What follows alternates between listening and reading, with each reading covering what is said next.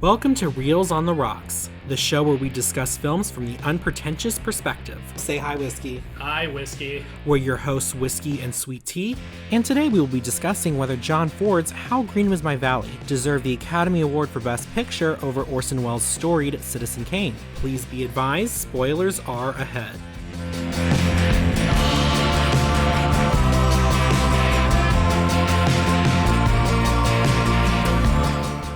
So today we actually have a controversial, at least in the film world, topic. Citizen Kane versus How Green Was My Valley. And did How Green Was My Valley deserve the Best Picture Oscar over Citizen Kane? Now, of course, Citizen Kane, 1941, directed by Orson Welles, or as I wrote in my notes, directed by Citizen Kane. And How Green Was My Valley, 1941, also directed by John Ford. It wasn't directed by Citizen Kane? It was not, no. What about Orson Welles? Both pictures were directed by... No, it was directed by John Ford. Yeah, John Ford. You might know him from his other great films, such as Stagecoach. But yeah. Wait, was that You said films. What other ones? Oh, I know. That's the only one I could think of. Oh, come on now. There's The Searchers, which is my favorite Ford movie. There's... Shoot. Now This is gonna drive me crazy. I had at least two other ones in my head. Did he do Giant? Was that him? I think it might have been. I think that might have been him. Okay, if we were correct about that, let us know in the comments or tweet at us and tell us that we're idiots and don't know what we're talking about. Please call us idiots. Please call us idiots. We're lonely. We've been locked up in quarantine too long. But yeah, controversial. I don't know. I feel like as time ticks on, obviously AFI has brought Citizen Kane down as the quote-unquote greatest movie of all time. Now that title goes to Vertigo. Good. As things go on, I don't think it's... I mean, I am very excited for this episode because I think this is just kind of a microcosm of a bigger thing that you see. And that is pick any year. Ladies and gentlemen, everyone who listens to this show, I dare you to do this. When you're out with your friends, when, either on a Zoom call or if you're out wearing masks and social distancing or whatever, pick a year, any year, and just see what won Best Picture that year and what movies were nominated. And I guarantee you, every single person will have a different opinion on what movie deserved the or what deserved the award, because it's every year. And the other thing that's kind of funny, going back before, maybe even the 50s and stuff, like this year, 1941, where both of these films came out, I had never heard of most of these movies. I've heard of How Green Was My Valley. I had not heard of any of these movies. Mm-hmm. And that's pretty consistent. Like, you could go way far back, like to when the first one to sweep the Oscars. Help me out with this one. It was basically a rom-com. Wings. No, this was like the 1930s.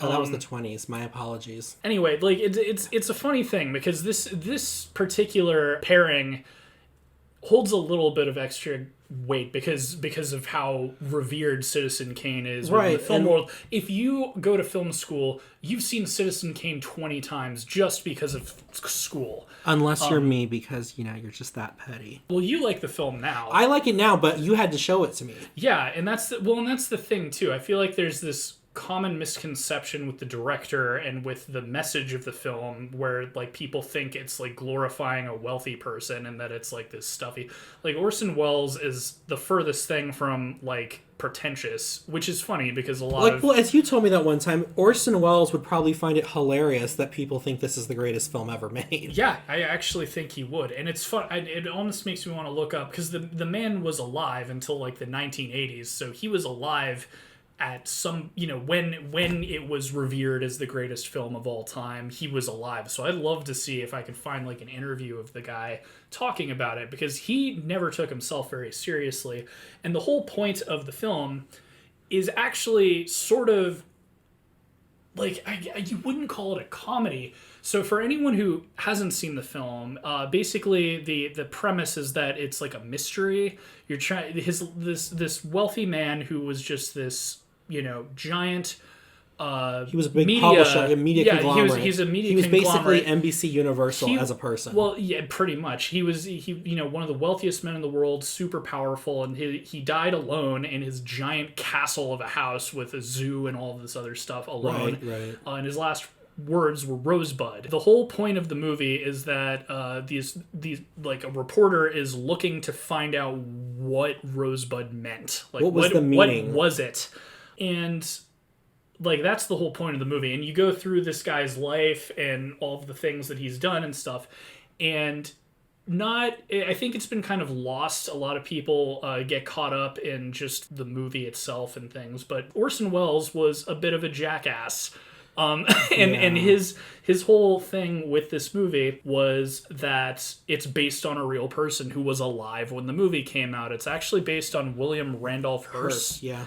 And for any of you Gaga fans out there, the castle Xanadu in this movie is based on Hearst Castle. Hearst Castle, which Lady Gaga filmed the Guy music video at. Thought I just want to throw that in there. I didn't know she filmed a music video there. We need to get out there anyway because it's a pretty big landmark here in California. It's beautiful. Anyway, I just want to throw that out there. Give some love to the Queen. But go on. But so I'd never done this before because I'd never had to talk about this movie before. But I was curious because this movie offended Mr. Hearst so badly, and he was a media conglomerate. And the last thing you want when you're producing a film that you want to air in theaters and other things, or to even be advertised on the radio, right. He blacklisted this movie. Any theater he owned, any radio station he owned, any newspaper, just either the reviews were that this movie was garbage, or he wouldn't play the movie in his theaters. Like it was just slammed, and it was obviously because this guy couldn't take any kind of criticism about himself. Honestly, sounds familiar. It's just funny. So I got curious. I was like, did this guy just overreact? Like, was he that, or like, did this movie say anything about his life? Like, how I did not know much about Hearst's life going into this. So really, the research I did going into this was just what was his life like? And it wasn't that similar. William Randolph Hearst was born wealthy. They owned a gold mine. That's what he was from San Francisco. His parents, they hit it big. He went to like private school. So already there's a difference because in Citizen Kane, he was adopted by a wealthy banker. So he actually was like born poor, grew up poor. Other than that, it's very similar to his life. He also, had a couple of failed marriages. He actually successfully ran for office. I believe he got a governor's seat twice. It might have been mayor. He successfully won 2 elections. So he actually had a more successful political career than Charles Foster Kane from Citizen Kane. So already there's that. But he lost a great deal of his wealth during the Great Depression right before this movie came out, and then died 10 years after the movie came out.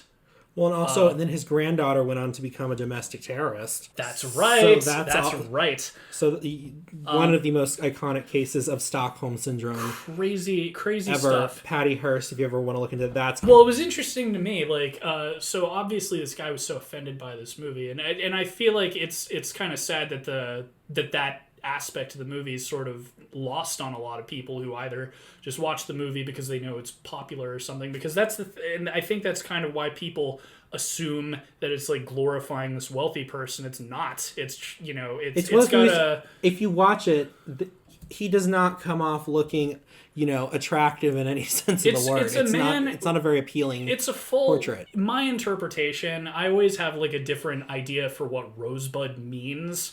But I always still hold firm that the whole point of the movie is it's this person who went into life very idealistic. So he had set values. He had an article of like principles that his newspaper would run by. And just over time, he's becoming a worse person over time. Well, and like there's even that scene where I forget what it's Jedediah sends him his list of principles that when he started he said he was going to abide by. And I have proof that's what the movie's about. I forgot about this. So when I was doing my research on William Randolph Hearst, he did a political flip-flop. He originally was a big workers advocate. He was very, very on the like the liberal side of politics when he started out, and those were the times when he kind of won his elections. Yeah. But after the Great Depression, he got very, very more cynical, and he supported FDR.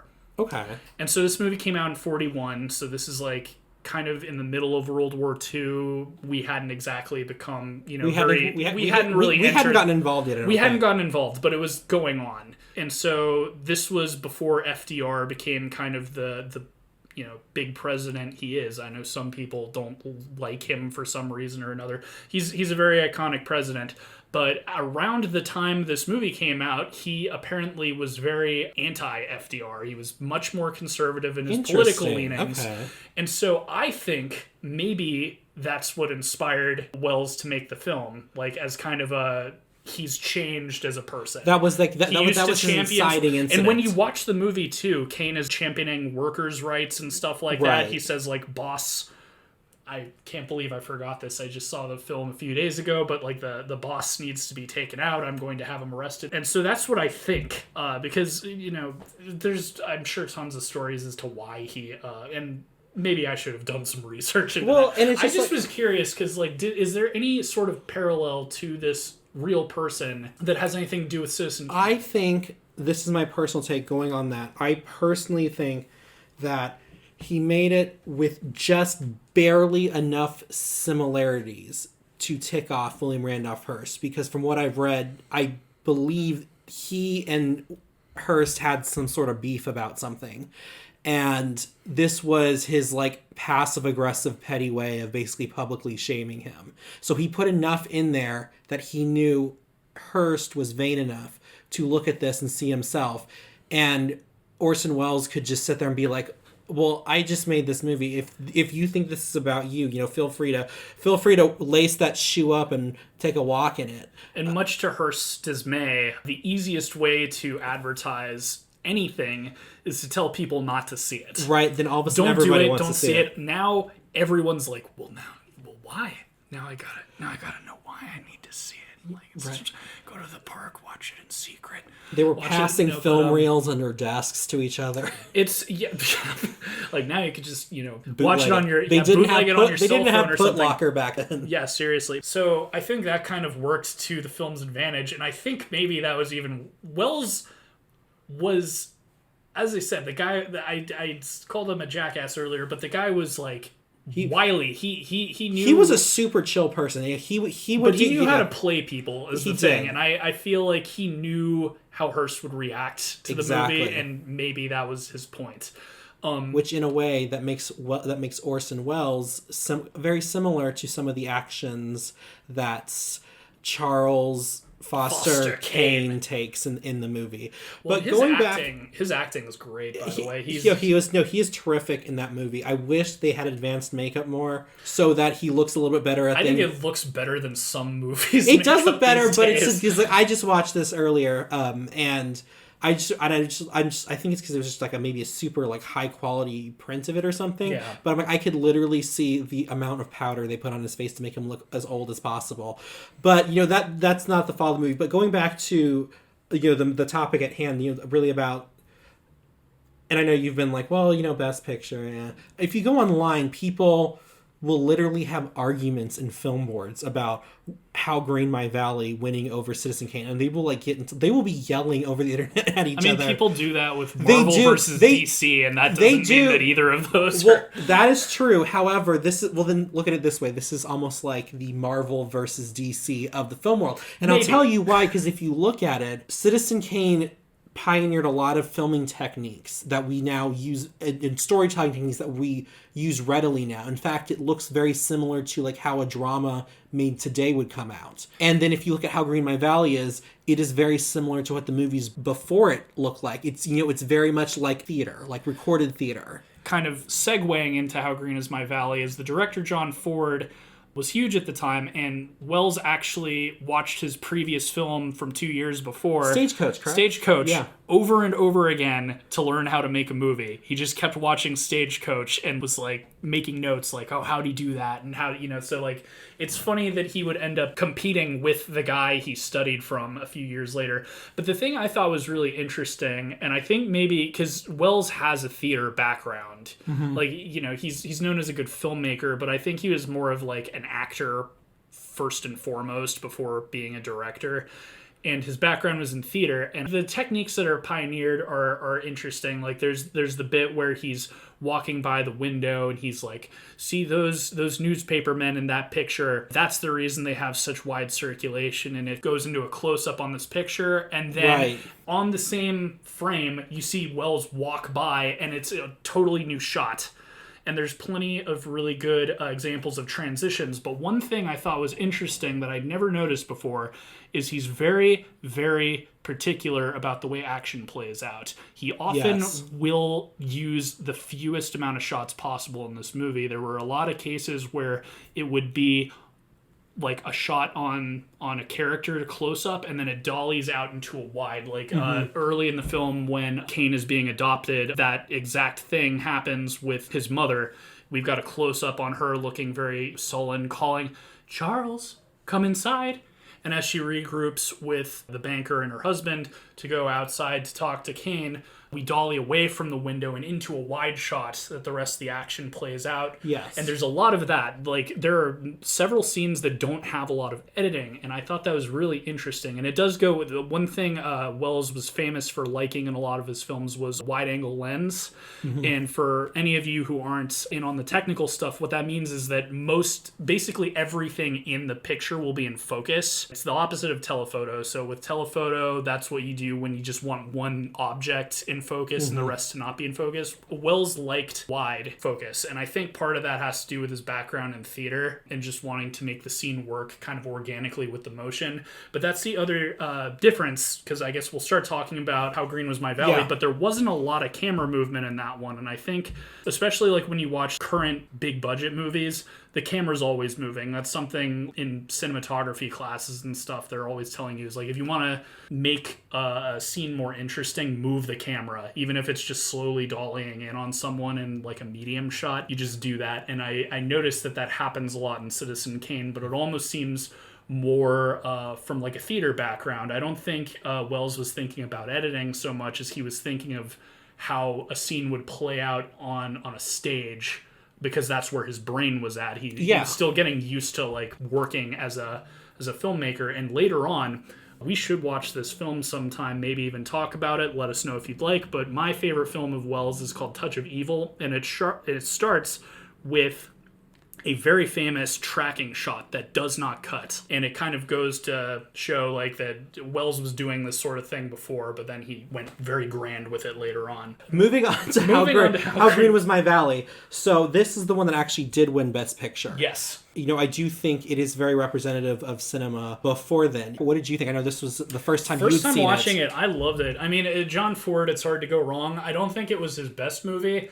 which is another funny thing I think you'll find with a lot of filmmakers that you like or you dislike is the films that they win awards for often are not the films people think of when they think of a filmmaker. Yeah. Like Martin Scorsese won for The Departed, but I feel like most people think of... Everybody knows it should have been Pan's Labyrinth. Like Goodfellas or like Taxi Driver. When you think of Scorsese, you think of certain movies, and The Departed's great, but like it's funny that that's the one that won Best Picture, if anyone understands what I mean. And that's like every filmmaker, and I kind of feel that way because I believe he won Best Director for this as well. John Ford. I could be wrong about that, but I'm almost certain because this movie won a few things actually. Yeah.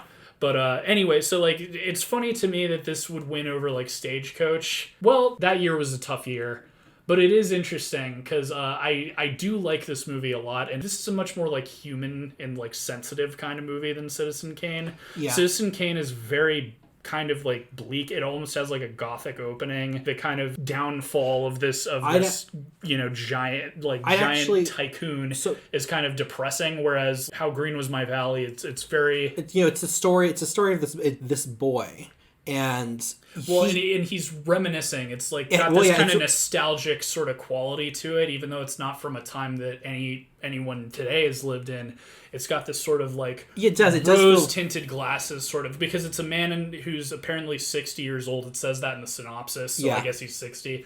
Talking about like a particular period of when they talking, he's narrating. He's like not on shot. Yes. And it's him growing up through. I trying to remember how long. I forgot how long the period was. It felt like a year, but it could have been a few years. I think it was maybe like 3 or 4 years. It's not that long of a time. But what's interesting is what I really liked about it is the amount of growing up this child had to do in those 3 to 4 years. If you even look at it...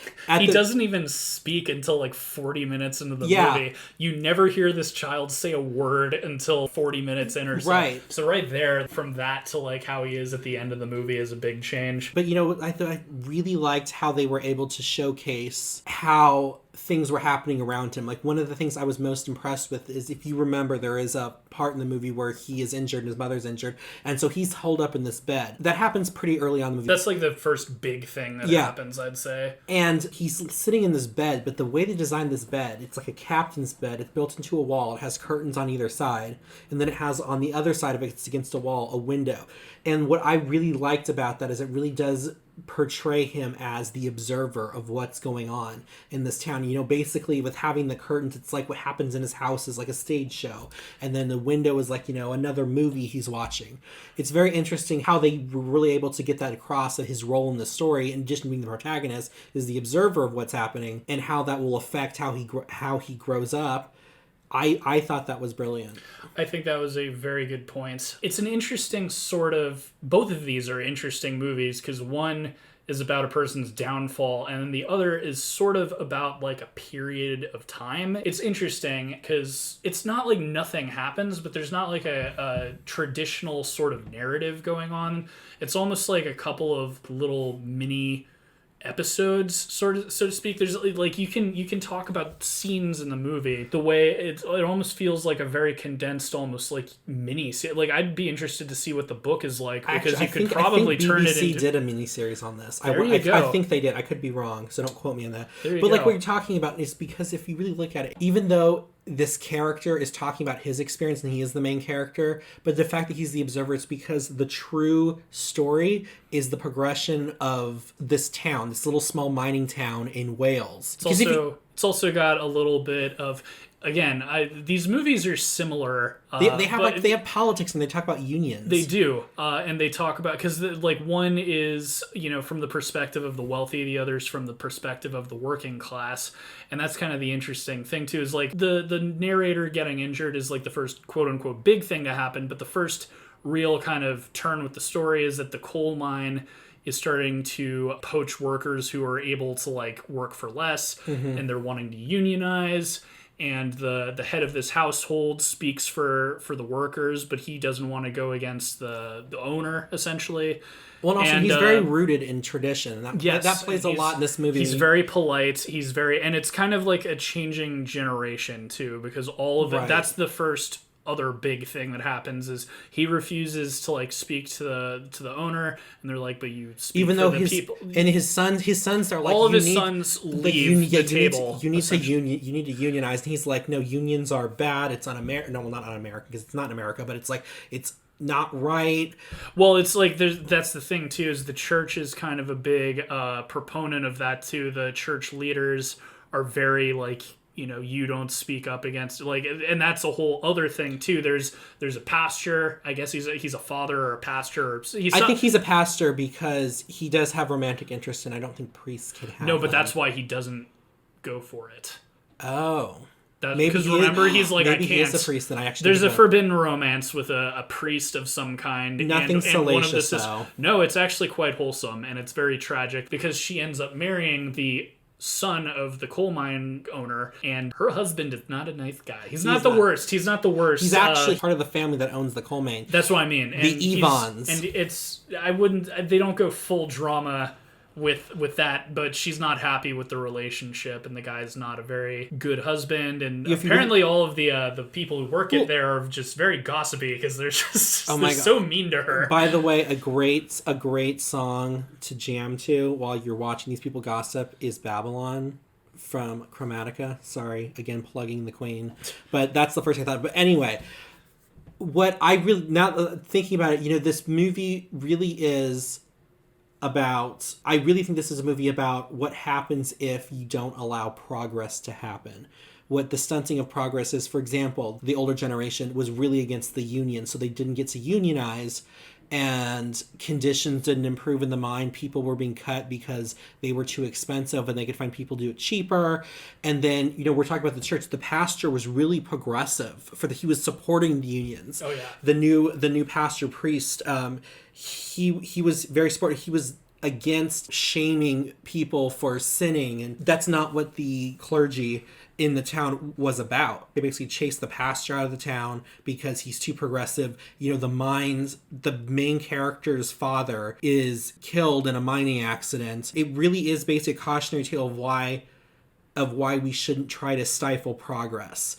And I loved how they showcased how together, or at the beginning when things were going well, how together this town was each other through they did a lot of singing. The town would all sing as they were going to work. They would come back. It's not a musical, so if you don't like musical, that's not what I'm saying. They would basically like a work song, and they would have that, and then when people would get married, celebrations, they would sing. And then as things start to go wrong, that becomes less and less and less. And to me it's almost like the town as a whole was a character in itself. Like if you've ever seen Rebecca, the character of the mentioning of Mrs. De Winter, it's almost like she's a ghost in the movie, even though she's not even a character. I felt like it was sort of the same thing. A lot of what happens in the movie, you can really tell by how the town is behaving. They even at the beginning, the father of the main character, the one who stands up for the work, he is this revered figure in the town. People respected him, and then at the end, they hate him. They don't like him, and it's you can really just kind of, the town is, like I said, it's its own character, and how it reacts against all the other characters. They were able to do that very seamlessly and flawlessly, and that's something that I really appreciated about this film. And I don't know if you picked up on that, but I really enjoyed that aspect of the film. Yes. As for the meaning for me, first of all, if I haven't made it clear, both films are excellent. But for the meaning for me, I feel like a lot can be derived from the title.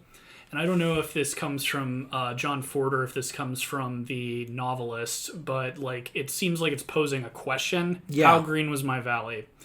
And kind of going through the whole series of events and things, we've got big changes coming, kind of the breakdown of family, and a lot of other tough things, but there's this human spirit. One of the reasons it's a very, John Ford you always think of as a Western director, but most of his movies are very, very sentimental. Mm-hmm. And you get that in droves with this movie, and a lot of it just comes from the community in this movie. And I think the fact that the narrator, as an older man who's leaving this town for the last time and looking back on his life there, he's posing that question to himself, how green was my valley? How rich was my childhood? How good was my past here and my life here? And I think the world is changing in the period that we're looking at, and not always for the better, but where the sentimentality comes from and where the greenness from his community comes from is from that. His neighbors, his family, the workers that actually created wealth in this community in the coal mine were what created this rich life for this young boy. And I think that's kind of where, if there's a message in this movie, that's where I get it from, is the wealth of this community doesn't come from the mine, it comes from the people who work there, and how they were what was green in this place. That when you think of a coal mine, you think of black dusty, probably not very beautiful or green or bountiful. It's always like black and dusty and gross. And even though it's a great source of income for this community, I don't think that's what makes it beautiful. It's the people in the community, and that's what I think the message is it's like the reason he looks, while contemplating this question, he looks back and he realizes that the reason he has such a fondness for this period of time is for all these people that made an impression on him and made him a richer person for it. You know, that's interesting because I agree. I also thought that, you know, the title, I don't think it has a question mark in it. No, it's just... But I do agree. I do think it is posed as a question. And I originally, until you mentioned that, I originally thought it was him saying, because you feel at the very beginning, it's very surreal how happy he is before any of the, you know, the things that happen. So I thought he was saying, how green was my valley, you know, at the start, if all these problems were just hiding underneath it. I just wasn't aware of it yet because I was too young to understand what was going on. So that's what I thought it meant. But I like what you're saying about, you know, it wasn't the fact that the town, you know, was profitable off their coal mine that made his life rich. It was the people, and when the people changed, that created issues too. I recommend both of these movies. These are watch both, them back to back. These are both excellent movies. You should watch both of these movies. They're both cinematic treasures. However, because we did pose the question at the beginning, we will now answer it for ourselves. This should not influence your opinion anyway. But Whiskey, I think you know what my answer is, but Whiskey, do you think How Green My Valley Is deserved the Oscar over Citizen Kane for Best Picture? I do actually, because... okay. Yeah, because one, I don't think... I'd have to look it up, because I know John Ford won multiple Academy Awards, but I don't know if he had won one before this. Okay. And sometimes the Academy Awards especially are more ceremonial than and that's part of the reason you often see kind of this unevenness to which films win and which don't, especially with very famous directors. It's almost kind of like, well, their time has come kind of thing. So although I don't think this is necessarily John Ford's best movie, I do think that by this time, especially since, you know, the last time he was up for Best Director and Best Picture, he was going up against the likes of The Wizard of Oz and Gone with the Wind. So, you know, I think his time had come that he deserved the award. Orson Welles was a new filmmaker at this point, and a lot, and he got, the movie did well financially. He stuck it to Hearst. And people liked the movie when it came out, and I think that's all that would have made him happy, you know, is that people saw the film and liked it. And I don't think would have even really cared about winning an award. I don't know. Yeah, if he ever I don't really think he was did. an award. You know. So yes, and that's the thing too. The whole thing is, it's so nebulous. The criteria needed to be the quote unquote greatest film of all time. There's tons of different genres. You know what I think is it, and I'm sure you have your own personal things that make good movies differ depending on the genre, depending on the time period, and even based on who's watching. Yeah, so that's the thing. I think these are both equally excellent movies. I think Orson Welles might have. He definitely was nominated later in his life, but again, it wasn't important to him winning an award, and it never really is. That's something if you are like me and you take the Oscars very seriously, especially in the heat of the moment. Just remember that what I said at the beginning of this, that if you take any year and look at the nominees and which films won, you are guaranteed to get in an argument with people, because deciding what film is excellent at a period of time is like trying to start a trend. I mean, we just saw that earlier when you were mentioning The Departed, and I was like, I personally believe Pan's Labyrinth should have won that year. There you go. But it's trying to create excellence in the moment, it's just never going to work. It's like trying to create a viral trend or something. It's just whether people's cultural consciousness latches on to something. It just will happen or it won't. Either people get it or they don't. And even if a movie is really well made, people just might not like it at the time. Yeah. Another one that just kind of came, for a period of time, The Matrix was huge. It didn't win. It was nominated for some Academy Awards. It might have won something for special effects. Right, yeah. But it was up for a bunch of things. That movie had a huge cultural impact more so than probably what won that year at the Academy Awards. So, in my opinion, it's more to like hype up the movie than anything. Right. I don't think the award is like evidence of excellence in I will itself. say this is a movie that, at least speaking for Citizen Kane was a movie that I struggled with because as whiskey has sat through with me through many a cinema experience, but for me I didn't want to watch it because essentially in film school I was told I had to like this movie, and I don't like that feeling. And I finally watched it, and I'm glad I did, because it is a movie that I did enjoy.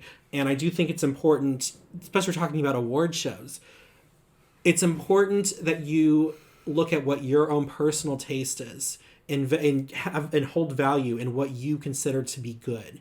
You shouldn't necessarily let what people say this is good or this is bad dictate your taste. However, because I did pose the question, I do think How Green My Valley Is did deserve the Oscar over Citizen Kane. My reasoning is a little bit different from yours. Is I do think the movie is phenomenal. It is I do think it has a lot more emotional depth than Citizen Kane does, and for me, like, Citizen Kane is an excellent film. However, my mother used to tell me, that when people talk about, oh, this movie's different, well, is it good or bad? They're like, oh, it's different. Well, that doesn't tell me anything. Different is not something that you can be graded on it. And I do sometimes feel like Citizen Kane, it did pioneer all these techniques, and so that's why it is so highly renowned, which it should be for that.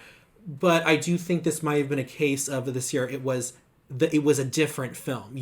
It wasn't bad. It wasn't a bad film. It was a great film, but it wasn't. Its story and the way it was told, I don't think was good enough to surpass How Green My Valley Is. But again, that's just my opinion. I do think it was just a film that was different, and that's one of the reasons why it has prevailed for so long, is because of how different it was. Like I was talking about earlier, I feel like it was more representative of the way movies are made now than How Green My Valley was then. Again, it was a movie that was different. I do think people have taken those techniques and used them to create better films than Citizen Kane. I'm not saying that means Citizen Kane is bad. I don't think I'm saying I do think How Green My Valley Is did deserve the Best Picture Oscar. If you're speaking strictly from what the Best Picture that year is, we're not talking about for all time, but just speaking for that year, I do think that it is it did deserve that. Now I want to pose this challenge to our listeners. Down in the comments, I want to start a fight. Everyone post what they think is the greatest film of all time. And then discuss. I don't care how bad your choice is. I want everyone to say what they think is, period, the best film ever made. And I will... stand in your convictions. Yeah, absolutely. And just, if you think that, then it is the best. Basically, what we're saying is what the best film is subjective. And no matter what people tell you, the audience is not stupid. But... I'm just saying, however a film makes you feel, that makes you want to rewatch it over and over again. When people talk about, there's a difference between my favorite and the best film, I don't think that. I think the best film is a very personal thing for you, and you should own that. So I'll start it off. Howard the Duck is the greatest film of all time. See, now fight me. Now he's just trying to start stuff. But if you think that, go ahead, tell us why. We're eager to hear what you want, and maybe you want us to review a film that you enjoy. As always, tweet at us. We'd love to hear from you. And we will catch you next time. Sayonara. Reels on the Rocks is a production of La Prince Laboratories. It is edited and produced by Alejandro Castillo, with original artwork by Asa Esparza. Follow us on Twitter at Reels on the Rocks, and tweet at us any movies or shows you'd like us to discuss in the future.